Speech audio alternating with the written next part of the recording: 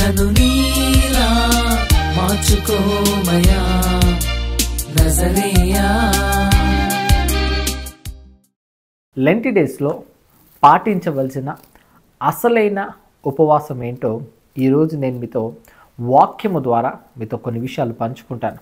జాగ్రత్తగా వినండి. అసలు లెంటి డేస్లో మనము ఏది సాధనం చేయాలి, దేవుడు మెచ్చే ఉపవాసం ఏంటి, దానిని నేను ఈరోజు మీతో తెలియపరుస్తాను. ముందుగా ఒక విషయం చెప్తాను. అదేంటంటే మనలో చాలామంది 40 రోజులు ఉపవాసం ఉంటూ ఉంటారు. సో దీనికి గల కారణం ఏంటంటే దేవునికి మా శరీరాలను మేము లోపరుచుకొని ఆయనకు మేము సరెండర్ అయిపోయి ఆయన చిత్తాన్ని తెలుసుకోవడానికి, ఆయన కొరకు బ్రతకడానికి, ఆయనకు దగ్గర అవ్వడానికి అన్నట్టుగా వీటన్నిటిని కూడా చేస్తుంటారు. ఒకవేళ మీ ఉద్దేశం ఇదే అయితే కనుక నేను వాక్యంలో నుంచి ఒక విషయాన్ని మీ ముందు పెట్టి కొంచెం ఆలోచింపచేద్దామని ఆలోచనలో ఉన్నాను. ఎందుకంటే మీరు మీ భక్తి జీవితాన్ని కాపాడుకోవడానికే కదా 40 రోజులు ఉపవాసం చేస్తున్నారు. భక్తిలో ఎదగడానికే కదా 40 రోజులు ఉపవాసం చేస్తున్నారు. ఒకవేళ అలా మీరు 40 రోజులు ఉపవాసము మీ భక్తిని పెంచుకోవడానికి మీరు చేస్తున్నట్టయితే ఒక విషయంలో మీరు చాలా సీరియస్గా తీసుకొని దానిని భక్తి చేయడానికి మీరు ప్రయత్నించాలి. అదేంటో ఒకసారి వాక్యంలో చూద్దాం. దేవుడు ఏమన్నాడో చూడండి. దేవుడు మెచ్చే భక్తి ఏంటి? అసలు దేవుడు మన భక్తి జీవితం బాగుండాలంటే ముందు మనము సాధన చేసుకోవాల్సింది, మనం లోపరుచుకోవాల్సింది ఏంటో దేవుడు తెలియపరచాడు. ఒకసారి ఆ మాట చూద్దాం. యాకోబు రాసిన పత్రిక 1వ అధ్యాయం 26వ వచనం.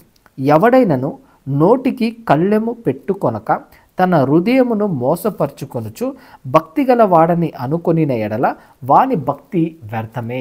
చూసారా దేవుడు ఏమని తెలియపరుస్తున్నాడు? ఎవరైనా నోటికి కళ్ళెము పెట్టుకోకపోతే ఇష్టం వచ్చినట్టుగా మాట్లాడేసి నేను భక్తి పరునండి అంటే దేవుడు దానిని ఒప్పుకోను అని అంటున్నాడు. విస్తారమైన మాటల్లో దోషం ఉంటుందంట. కాబట్టి నిజంగా మనము దేవుడు మెచ్చే భక్తి చేయాలి అని అంటే దేవుడు తెలియపరిచిన విషయం ఏంటంటే ముందు నీ నోటిని నీవు సాధనము చేసుకో, నీ నోటిని నువ్వు కంట్రోల్ చేసుకో. నీ నోటి నుంచి వచ్చే మాట ఏది కూడా వ్యర్థమైనదిగా రాకూడదు, ఏది కూడా అది అసభ్యకరంగా ఉండకూడదు. కాబట్టి నీ నోటిని నువ్వు కంట్రోల్ చేసుకో. ఒకవేళ నీ నోటిని నువ్వు కంట్రోల్ చేసుకోకపోతే నీ భక్తి వ్యర్థమే. నీ హృదయంలో నిన్ను నువ్వు మోసపరుచుకుంటున్నావు. కాబట్టి మన నాలుకను మనము సాధుపరచుకోవాలి. ఏది పడితే అది మాట్లాడడం భక్తి కాదండి. అవసరమైన చోట మాట్లాడమే భక్తి. మన నోటిని కంట్రోల్ చేసుకోవడమే భక్తి. ఇది దేవుడు చెప్తున్నాడు. కాబట్టి ఈ లెంటి డేస్లో మీరు పాటించవలసిన అసలైన ఉపవాసం ఏంటో చెప్పనా? నీ నోటిని నువ్వు కాచుకోవడం. ఏది పడితే అది మాట్లాడటం కాదు. చాలామంది ఉపవాసం ఉంటుంటారు కానీ విస్తారంగా మాట్లాడతారు. విస్తారమైన మాటల్లోనే దోషం ఉంటుంది. ఆ దోషాలన్నీ మీరు చేస్తూ ఉపవాసం ఉంటే ఏం ప్రయోజనం చెప్పండి? కాబట్టి మీరు ఏదైతే మీ శరీరాన్ని లోపరుచుకోవాలని ఉపవాసం ఉండి అన్నం తినకుండా నీళ్లు మాత్రమే తాగి ఉంటున్నారో, ఏ విధంగా అయితే అది చేస్తున్నారో దాంతోపాటు మీరు చేయవలసిన 4 విషయాలు ఉన్నాయి. అదేంటో నేను చెబుతాను, జాగ్రత్తగా వినండి. అదేంటనంటే మొదటిది ఏంటనంటే ఎవరి గురించి నేను నెగిటివ్గా మాట్లాడను అని ఒక నిర్ణయం తీసుకోండి. ఎందుకంటే ఎవరైనా మనకు ఒకరి గురించి నెగిటివ్గా చెప్తున్నప్పుడు మనం కూడా వాళ్ళ గురించి నెగిటివ్గా మాట్లాడుతుంటాం. వాళ్ళు ఇట్టండి వీళ్ళు అట్టండి అని చెప్పి మాట్లాడుతుంటాం. చాలామంది ముఖ్యంగా స్త్రీలు ఉపవాసం ఉంటూ ఇలాంటి ముసలమ్మ ముచ్చట్లు పెట్టుకొని వాళ్ళు ఇట్టంట కదా వీళ్ళు అట్టంట కదా అని చెప్పి మాట్లాడుతుంటారు. ఏమండి, మీరు ఉపవాసం ఉండి మీ నోటిని గనక మీరు కాచుకోకపోతే ఇటువంటి భక్తి మీరు చేస్తూ ఇంకొకరి గురించి నెగిటివ్గా మాట్లాడుతుంటే దేవుడు దానిని మెచ్చుకోడు. కాబట్టి నీ హృదయంలో మోసపరచుకోదు, నీ నోటికి కళ్ళం వేసుకో, అదే భక్తి అని అన్నాడు దేవుడు. కాబట్టి మీ నోటిని మీరు కాచుకునే ప్రయత్నం చేయండి. ఒకరి గురించి నెగిటివ్గా మాట్లాడను అనే నిర్ణయం తీసుకోండి. ఇంకా రెండవది, గాసిప్స్ స్ప్రెడ్ చేయను అని నిర్ణయం తీసుకోండి.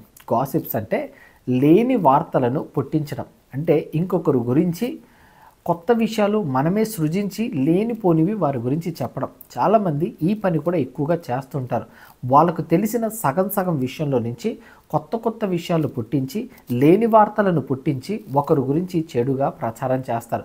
ఇది కూడా చాలా ప్రమాదం. ముఖ్యంగా స్త్రీలకు మరి ముఖ్యంగా చెబుతున్నాను, ఇది వాక్య విరుద్ధం అండి.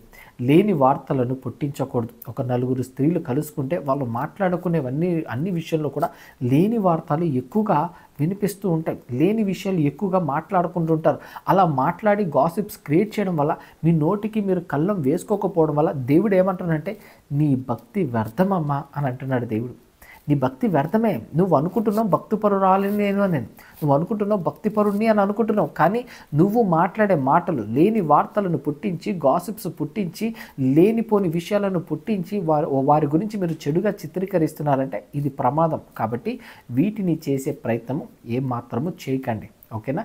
ఇంకా మూడవది, నేను ఒకరిని కించపరిచి మాట్లాడను, ఇన్సల్ట్ చేయను, క్రిటిసైజ్ చేయను. ఈ నిర్ణయం కూడా తీసుకోండి. మీరు ఉపవాసం ఉంటున్నప్పుడు ఇవన్నీ ఖచ్చితంగా చేయాలండి. నేను ఒకరిని ఇన్సల్ట్ చేయను. సో ఎవరిని ఇన్సల్ట్ చేయకండి, ఎవరిని కించపరిచి మాట్లాడకండి, ఒకరిని దిగజార్చే విధంగా ఏ మాటలు మాట్లాడకండి. చాలామంది ఏం చేస్తుంటారంటే ఉపవాసం అని అంటారు, బూతులు మాట్లాడుతుంటారు, ఇష్టం వచ్చినట్టుగా తిడుతూ ఉంటారు, ఇష్టం వచ్చినట్టుగా వాగుతూ ఉంటారు. ప్రమాదం అండి అది. నీ నోటికి కళ్ళం పెట్టుకోకుండా ఇష్టం వచ్చినట్టుగా ఒకరిని కించపరిచే విధంగా మాట్లాడి, ఇష్టం వచ్చినట్టుగా ఒకరిని తిడుతూ, ఇష్టం వచ్చినట్టుగా క్రిటిసైజ్ చేస్తూ, ఇన్సల్ట్ చేస్తే అది దేవుడు భక్తి అని అనడు. మీరు భక్తిలో తొలగిపోయారు అని అంటాడు. కాబట్టి మీ నోటిని జాగ్రత్తగా కాచుకోండి. ఈ విషయంలో పొరపాటు పడకండి. ఇన్సల్ట్ చేయడం, క్రిటిసైజ్ చేయడం ఏమాత్రము మంచిది కాదు. దేవుడు వీటిని యాక్సెప్ట్ చేయడు. కాబట్టి క్రిటిసైజ్ చేయకుండా, ఇన్సల్ట్ చేయకుండా ఉండే ప్రయత్నం చేయండి. ఇంకా చివరిగా నాలుగవది ఏంటంటే,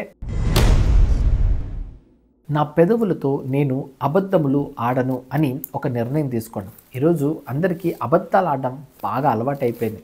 అబద్ధం అంటే చాలా అవలీలంగా మాట్లాడేస్తుంటారు. ఏమంటే రీసెర్చర్స్ ఏం చెప్పారో తెలుసా? రోజు మన మెదడులో వచ్చే ఆలోచనలు ఏంటంటే 10,000 ఆలోచనలు అంట. అంటే మన మెదడులో వచ్చే ఆలోచనలు 10,000. కానీ మనం రోజుకి మాట్లాడే మాటలు ఎన్నో తెలుసా? 25,000 మాటలు. అంటే ఆలోచించి మాట్లాడే మాటలు 10,000 అయితే ఆలోచన లేకుండా అనాలోచనగా పలికే మాటలు 15,000 మాటలు ఉన్నాయి.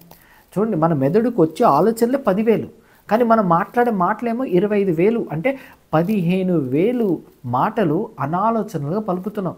ఇందులో ఎన్ని దోషాలు ఉన్నాయో, ఎన్ని తప్పులున్నాయో, ఎన్ని అబద్ధాలు ఉన్నాయో ఒకసారి ఆలోచించండి. కాబట్టి అబద్ధాలు ఆడడం దేవునికి అది అంగీకారము కాదండి. భక్తి చేస్తున్నామని చెప్తూ ఇష్టం వచ్చినట్టుగా అబద్ధాలు చెప్పుకుంటూ బ్రతికితే దేవుడు దానిని మెచ్చుకోడు. కాబట్టి అబద్ధాలు ఆడను అనే నిర్ణయం కూడా తీసుకోండి. కాబట్టి ఈ 4 విషయాలు ఈ లెంటి డేస్లో వీటిని పాటించే ప్రయత్నం చేయండి. ముందు నాలుక మీద సాధన చేసుకోండి. నాలుకను జయించే ప్రయత్నం చేయండి. నోటి మాటలను కంట్రోల్ చేసుకుంటూ బ్రతికే ప్రయత్నం చేయండి. అప్పుడు మీ భక్తిని దేవుడు మెచ్చుకుంటాడు. మీ నోటికి మీరు కళ్ళం వేసుకొని దాని ప్రకారంగా మీరు జీవిస్తున్నప్పుడు మీరు సాధన చేశారు అని దేవుడు మీ విషయంలో ఆనందపడతాడు. కాబట్టి మీ ఉపవాసంతో పాటు మీ నాలుకను కూడా సాధుపరచుకోవడానికి ప్రయత్నించండి. మీ కంట్రోల్లో ఉండాలి మీ నాలుక. లేదని చెప్పి ఇష్టానుసారంగా వాడితే అది భక్తి కాదు మిత్రమా.